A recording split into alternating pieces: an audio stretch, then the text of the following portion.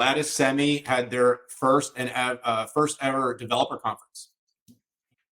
Yeah, it was great to talk with the entire leadership team. I would call it day zero. We met with CEO Jim Anderson, head of products and CMO and chief strategy officer.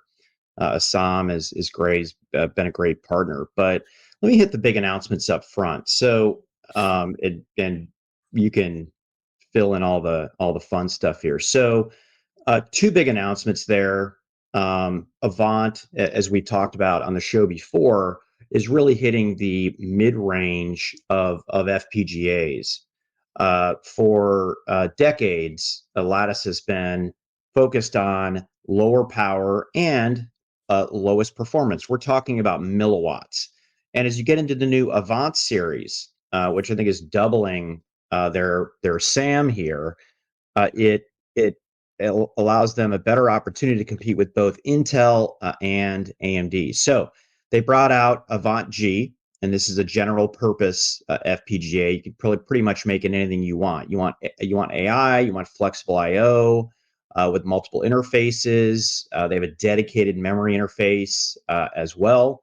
And then they also brought out Avant X FPGA family, and this is really focused on super high bandwidth and security. These are paper launches. They're sampling today, which means you'll probably see them in the market and end products 6 months to a year.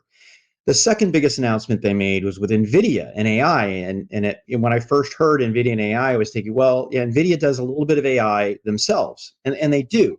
But the biggest challenge, let's say in industrial robotics, right on the assembly line, is the ability to uh, pre-process data in the sensor. Okay, whether it's the camera, it might be a vibration sensor, and the two companies are working together. And I'm going to try to simplify this as best I can. By Lattice has an FPGA close to the sensor, and it does AI processing and then feeds raw, I'll call it, okay, CUDA language, trying to simplify this, into NVIDIA Orin, which is their reference board for in dashboard or industrial automation and stuff like that. So those were the three big announcements that they made, Dan. But we had some very strategic conversations as well with the senior leadership team, and you can check that out on the 6.5. Yeah, I think you hit the big notes. I mean, it was good to be sitting down with the leadership team. Jim Anderson and his crew are always very gracious, and they've been very ambitious. Look, this is a company that had more than a dozen straight quarters of beat and raise, just incredible results. Understanding their role in the the kind of low end or the small FPGA space, and have seen a strong opportunity as the focus on larger FPGAs has been really what AMD with Xilinx has been leaning in on, and Intel as well, to move up the market and into the mid tier. And that's what they've been really, spending a lot of time hammering home to the market, is that they're going to continue to go up. They're doubling their SAM.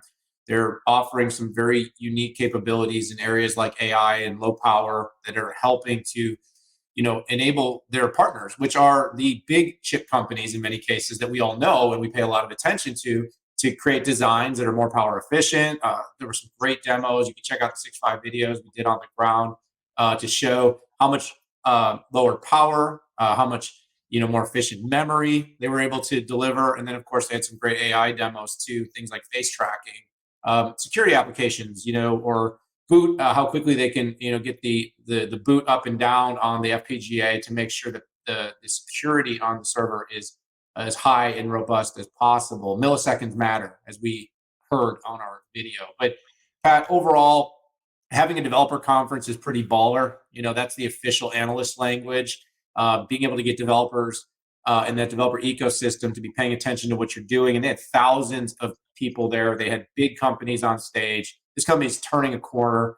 They're in the billions now, and that means a lot. They deserve a lot of respect. It was a great conference, Pat, and it's a company to keep an eye on. Even though industrial slowed a bit, they finally had their first quarter this time that they didn't guide up. The editorial here is they really are kicking butt, and it's hard to not be rooting for them. Humble team. It's just small and scrappy, and I appreciate that very much.